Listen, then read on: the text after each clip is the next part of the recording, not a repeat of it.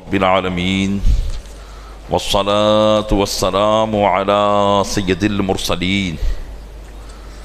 وعلى آلہ واصحابہ اجمعین اما بعد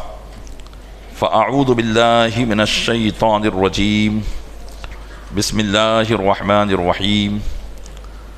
ولا تحسبن الذین قتلوا فی سبیل اللہ امواتا بل احیاء عند ربهم یرزقون آمنت باللہ صدق اللہ مولانا العظیم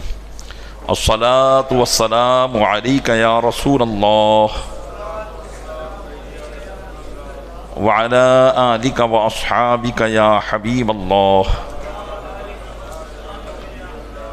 الصلاة والسلام علیک یا نبی اللہ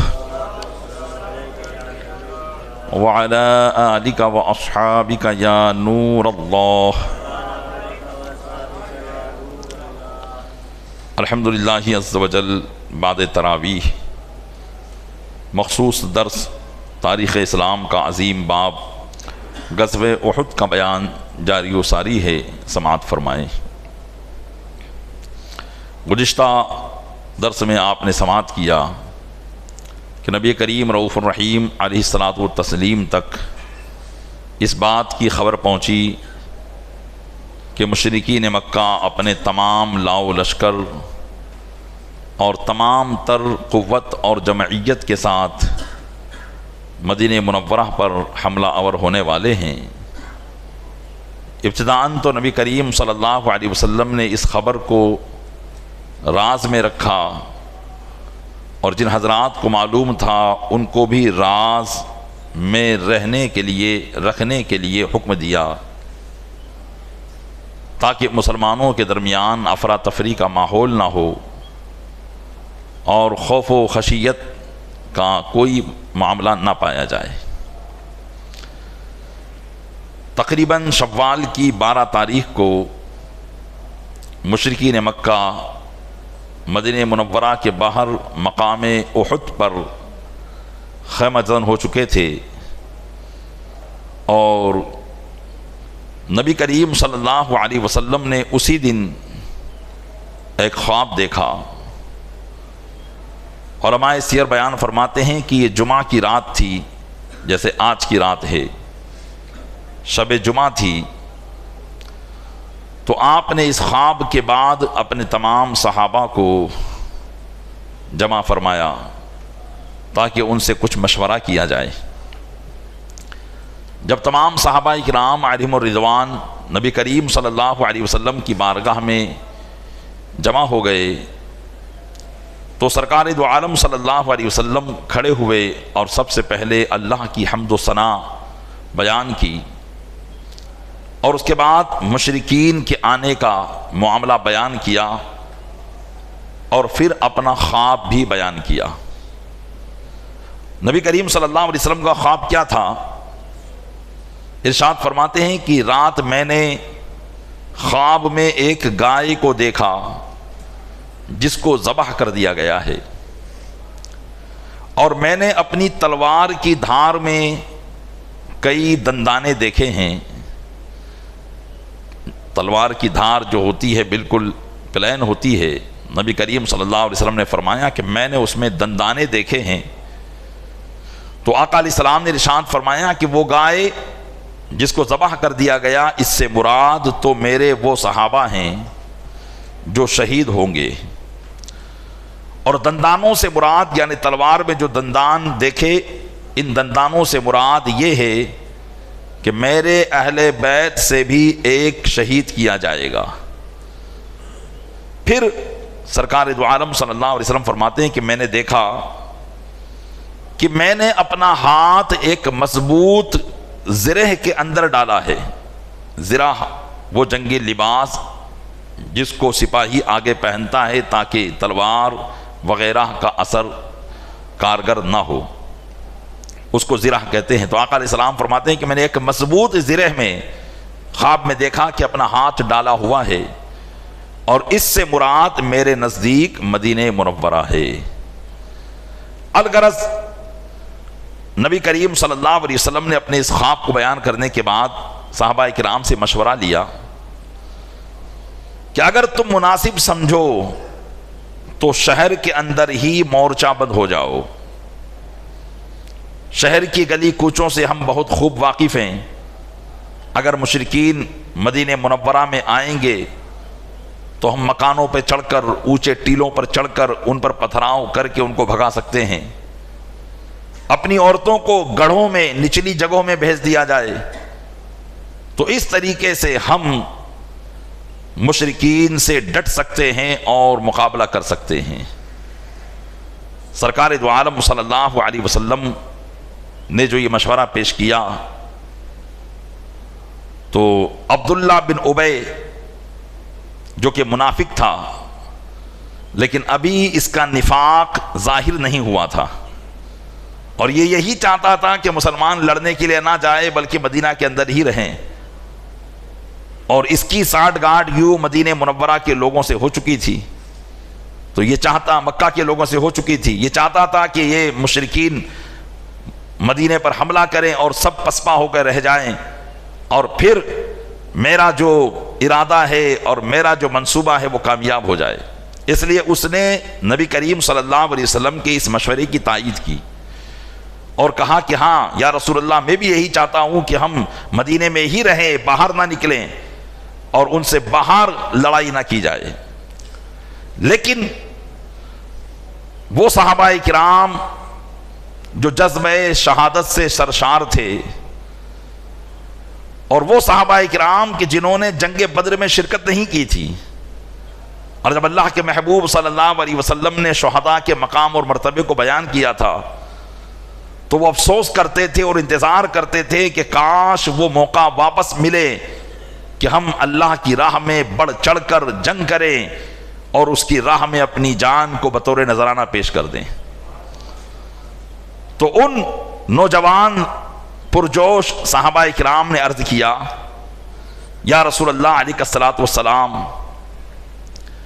ہم تو یہ چاہتے ہیں کہ آپ ہمیں لے جا کر دشمنوں سے بھڑا دیں اور ہم اللہ کی راہ میں لڑیں جب تک ہمارے جسموں میں طاقت ہو، پھر ہمیں اللہ کی راہ میں شہید کر دیا جائے یہاں تک کہ ہمارے جسموں کو رون ڈالا جائے.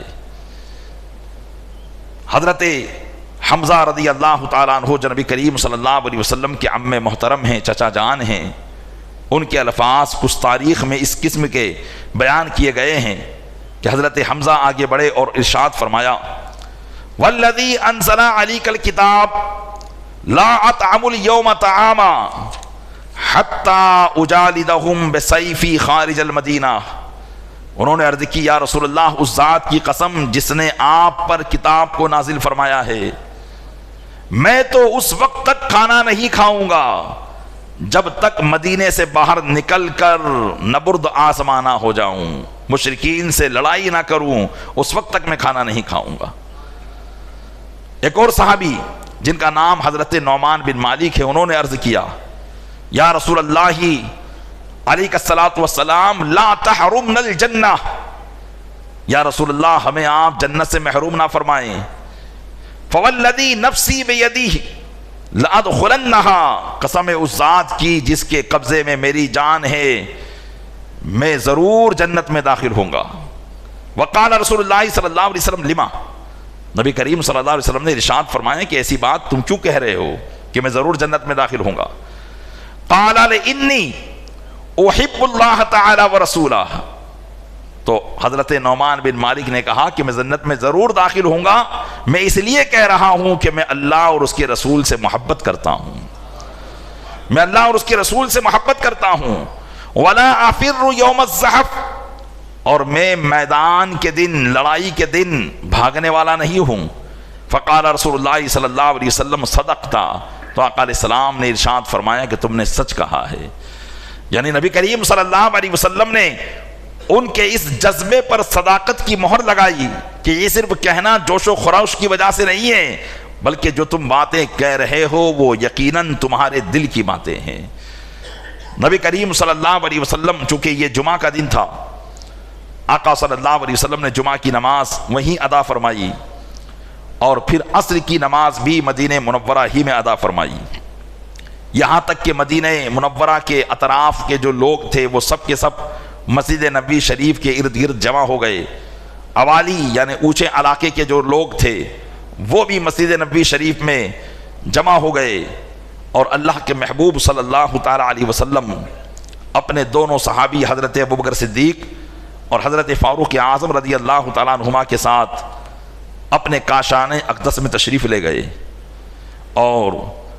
حضرت ابوبکر صدیق اور فاروق اعظم رضی اللہ تعالیٰ عنہ نے نبی کریم صلی اللہ علیہ وسلم کو جنگ کے لیے تیار کیا.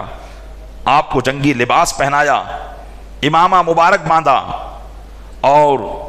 کمر کے اندر پٹکا باندھا اور تلوار کو حمائل کیا. اس طریقے سے جو پورا جنگی لباس تھا وہ نبی کریم صلی اللہ علیہ وسلم نے زیب تن کیا اپنے ان دونوں صحابے کی مدد سے. اور ادھر باہر صحابہ کرام صفے باندھ کر کھڑے ہوئے تھے. اتنے میں حضرت سعد بن معاذ اور حضرت اسید بن حضیر رضی اللہ تعالیٰ عنہ، یہ دونوں انصاری صحابی ہیں، یہ دونوں آئے اور انہوں نے دیکھا کہ نوجوان بڑے جوش و خروش کے ساتھ حجرہ مقدسہ کے باہر حاضر ہیں اور انتظار کر رہے ہیں. تو انہوں نے کہا کہ اے لوگو، تم نے نبی کریم صلی اللہ علیہ وسلم کے مشورے پر اپنا جذبہ ظاہر کرنے کی کوشش کی ہے اور نبی کریم صلی اللہ علیہ وسلم کو کہا کہ ہم تو باہر جا کر لڑیں گے، حالانکہ یہ اللہ کے محبوب ہیں، یہ اللہ کے نبی ہیں، ان پر وحی نازل ہوتی ہے. تمہیں چاہیے کہ اس معاملے میں فیصلے کا کلی اختیار خود انہی کے ہاتھ میں دے دیا جائے، وہ جو ارشاد فرمائے اس پر عمل کیا جائے. تو تاکہ حضور صلی اللہ علیہ وسلم اس معاملے میں کسی بھی بات کے تعلق سے یہاں کوئی یہ نہ ہو کہ کسی نے کہہ دیا تھا، اس کی بات کو سن کر آقا علیہ السلام نے باہر نکل کر جنگ کی. اس لیے ہو سکتا ہے کہ جو مشورہ انہوں نے پیش کیا تھا وہ وحی کے مطابق ہو، اور وحی کے مطابق ہے تو ظاہر سی بات ہے کہ اللہ کی منشا اور مشیت کچھ اور ہو اور تم نبی کریم صلی اللہ علیہ وسلم کو باہر لے جانا چاہتے ہو. اس لیے فیصلے کا حکم خود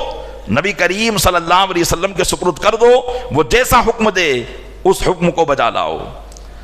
ابھی حضرت سعد بن معاذ اور ان کے ساتھی حضرت اسید بن حضیر تمام نوجوان صحابہ میں ان باتوں کی طرف توجہ دلا رہے تھے کہ اللہ کے محبوب کے حکم کو ماننا ہمارے لیے لازم ہے. اتنے میں خود نبی کریم صلی اللہ علیہ وسلم باہر تشریف لے آئے. لوگوں نے دیکھا کہ سرکار دو عالم صلی اللہ علیہ وسلم جنگی لباس اپنے جسم مبارک پر سجائے ہوئے ہیں،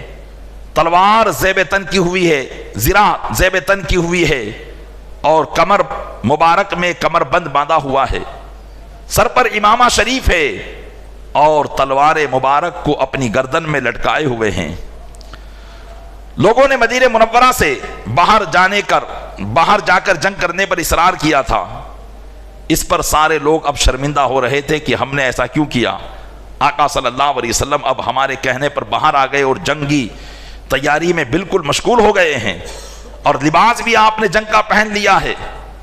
حضور صلی اللہ علیہ وسلم کے سامنے اب صحابہ کرام نے جب شرمندگی کا اظہار کیا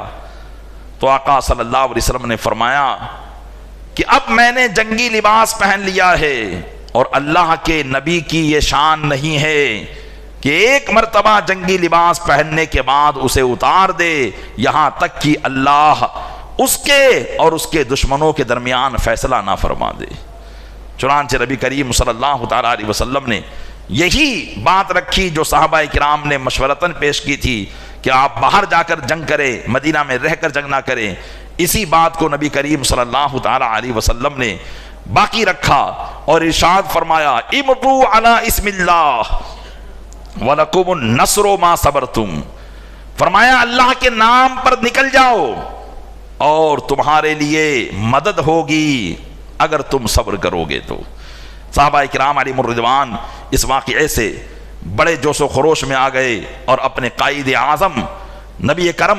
اکرم صلی اللہ تعالیٰ علیہ وسلم کے پیچھے پیچھے روا دوا ہوئے. پیارے اسلامی بھائیو، غور کرنے کا مقام ہے. اللہ کے محبوب صلی اللہ تعالیٰ علیہ وسلم، یہاں کچھ توجہ میں دلانا چاہوں گا کہ آپ ایک تو خود اللہ کے پیغمبر ہیں کسی بھی تعلق سے، دین کے کسی بھی معاملے میں کسی سے آپ کو پوچھنے کی ضرورت نہیں ہے، لیکن اللہ کے محبوب صلی اللہ تعالی علیہ وسلم اہل رائے کی اس قدر عزت کیا کرتے تھے کہ خود مشورہ طلب کر رہے ہیں، اس لیے کہ خود اللہ تعالیٰ نے اپنے محبوب کو حکم دیا تھا وَشَاوِرْهُمْ فِي الْأَمْرِ، اے محبوب ان سے معاملے میں مشورہ کر لیا کرو۔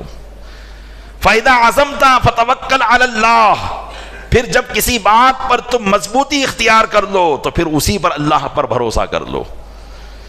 تو مشورہ کرنا گویا کہ نبی کریم صلی اللہ علیہ وسلم کی سنت کریمہ ہے۔ اس سے وہ بڑے لوگ، وہ قائدین کہ جن کو اللہ تعالیٰ نے اپنی قوم کا آگیوان بنایا، وہ دوسروں سے پوچھنا، اپنے سے چھوٹوں سے پوچھنا کبھی کبھی کسر شان سمجھتے ہیں کہ ہمیں پوچھنے کی کیا ضرورت ہے، ہمیں کسی کو جو ہے پوچھنے کی کیا ضرورت ہے، مشورہ لینے کی کیا ضرورت ہے، میں جو کروں گا وہ صحیح کروں گا، کوئی غلط تھوڑی کروں گا۔ یہاں دیکھیں اللہ کے محبوب ہیں، ان پر وحی کا نزول ہوتا ہے، لیکن اللہ تبارک و تعالی ان کے صحابہ سے انہیں مشورہ دینے کا حکم ارشاد فرما رہا ہے، اور خود نبی کریم صلی اللہ تعالی علیہ وسلم بھی مشورہ فرما رہے ہیں۔ آپ کی رائے تو یہی ہے، آپ کی رائے تو یہی ہے کہ لوگ مدینہ میں رہ کر ہی جنگ کریں، لیکن صحابہ نے جب مشورہ دیا کہ یا رسول اللہ ہم تو باہر جا کر جنگ کرنا چاہتے ہیں، تو آقا علیہ السلام نے اپنی رائے کو موقوف کر دیا اور صحابہ کے مشورے کو لیا۔ پتہ چلا کہ اگر اختلاف رائے میں کسی اور طرف سے بہتری معلوم ہوتی ہو تو ایک بڑے کو ان کی بات تسلیم کر لینا، یہ نبی کریم صلی اللہ علیہ وسلم کی سنت کریمہ ہے۔ اور پھر بات یہ ہے کہ جب کسی ایک بات پر معاملہ طے ہو جائے تو اسی پر قائم رہنا، اسی پر گامزن رہنا، یہ بھی نبی کریم صلی اللہ علیہ وسلم کی سنت کریمہ ہے۔ پیارے اسلامی بھائیو، یقیناً ہم اپنے بہت سے معاملات میں کشمکش کے شکار ہوتے ہیں۔ مثال کے طور پر ایک بات بتاؤں جو ہمارے پاس آتی ہے، مسائل جو آتے ہیں لوگ کہ کوئی مسئلہ پوچھنے کے لیے آیا، کوئی استخارہ کرنے کے لیے آیا کہ فلاں جگہ سے رشتہ آیا ہے، رشتہ کر دیجئے۔ استخارہ کر کے بتایا کہ بھئی بہتر ہے یا نہیں ہے، اس کو اطمینان نہیں ہوا، پھر دوسری جگہ پہنچ گیا، پھر تیسری جگہ پہنچ گیا۔ تو جب بھروسہ اور اعتماد تمہارا کسی پر ہے ہی نہیں تو پھر اس سے مشورہ نہیں لینا چاہیے، یا تو مشورہ ایسے سے لو کہ جس پر تمہارا اعتماد ہو، پھر وہ جو کہہ دے اس پر قائم ہو جاؤ، تو پھر اللہ کی مدد ہوگی، اللہ تبارک و تعالیٰ مدد فرمائے گا۔ تم نے کسی ایک دینی آدمی کو معتبر معتمد سمجھ کر اس کی عزت اور وقار کو اپنے دل میں بٹھا کر صرف اس لیے کہ یہ اللہ عز و جل کے دین کو جاننے والے ہیں، تم نے اگر ان سے کوئی بات پوچھی اور وہ بتا دی تو آپ اس کو اپنے دل میں بٹھا لے۔ یہ میں اپنے لیے نہیں کہہ رہا ہوں، کہیں بھی آپ یا تو آپ پوچھے ہی نہیں، یا آپ نے پوچھا ہے تو پھر اس پر قائم ہو جائیں، انشاءاللہ اللہ تعالیٰ اسی میں آپ کے لیے بہتری فرمائے گا۔ تو بڑے بڑے قائدین مشورہ کرنے میں قصر شان سمجھتے ہیں، یہ ہر ایک کے لیے ہے، چاہے وہ مسجد کا متولی ہو، چاہے وہ اپنے علاقے کا بڑا آدمی ہو، کسی بھی اہم معاملے میں اپنے لوگوں سے مشورہ ضرور کرنا چاہیے، اور اگر اس بڑے کی رائے کے خلاف چھوٹے کی بات بہتر ہے تو اس پر عمل کرنا چاہیے، تاکہ جو ہے اللہ تعالیٰ اسی میں بہتری فرما دے۔ تو چونکہ اکثر رائے یہی تھی کہ مدینہ منورہ سے باہر جا کر جنگ کی جائے، اس لیے نبی کریم صلی اللہ علیہ وسلم نے اس بات کو قبول فرمایا، اور جنگ احد جو ہوئی یہ مدینہ منورہ سے باہر جا کر ہوئی۔ انشاءاللہ تبارک و تعالی آئندہ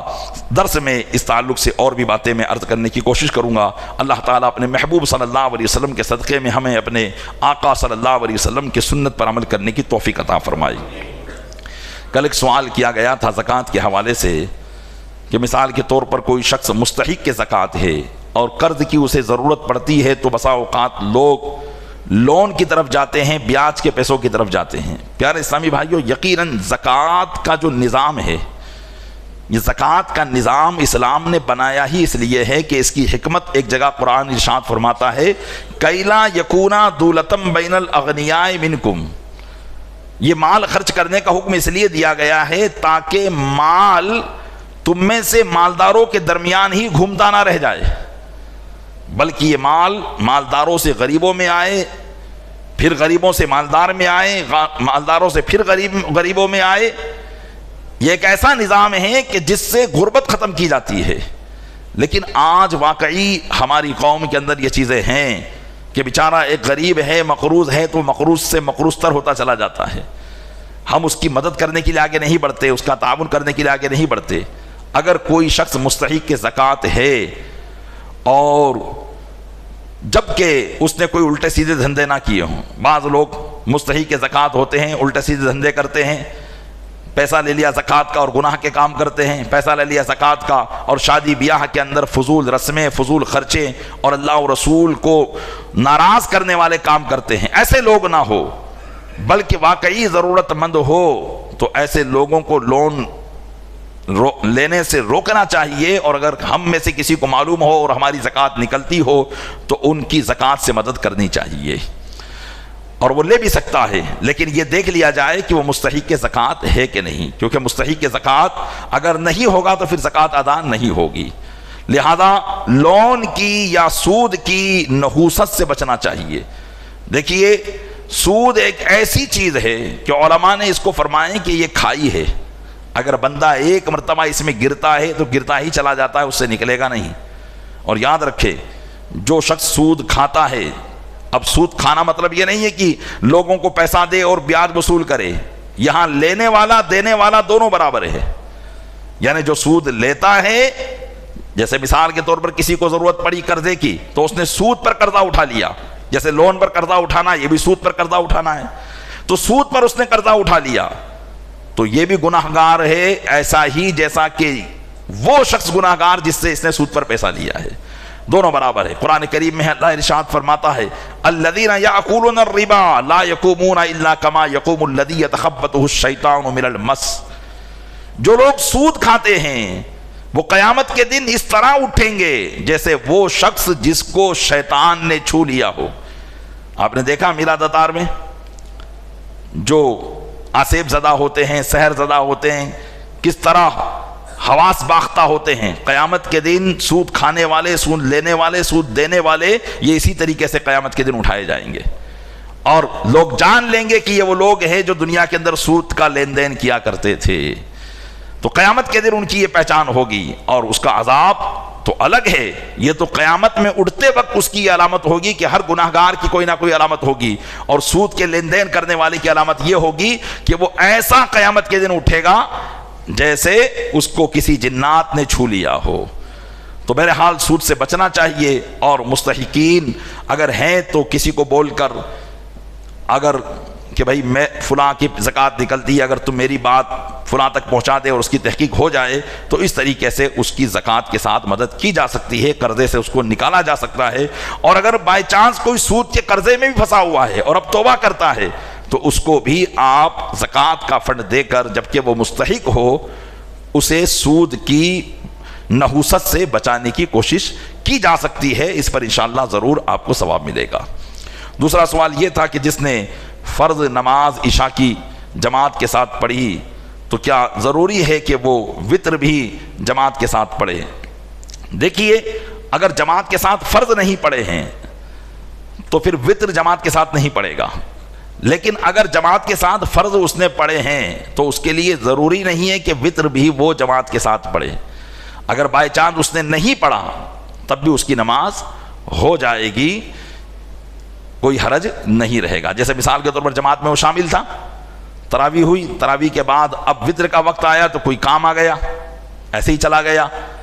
تو اس بعد میں پھر وتر کی نماز اس نے پڑھ لی تو وتر کی نماز اس کی ہو جائے گی، کوئی حرج نہیں ہے۔ اب آپ کی طرف سے کوئی سوال کرنا ہے تو کر لیجیے جی۔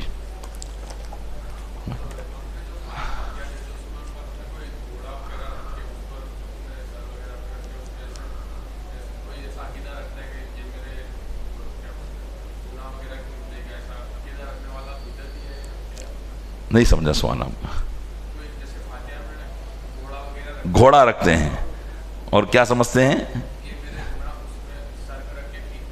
اچھا ٹھیک ہے، انشاءاللہ اس کا سوال بنا کر میں انشاءاللہ کل عرض کروں گا جی۔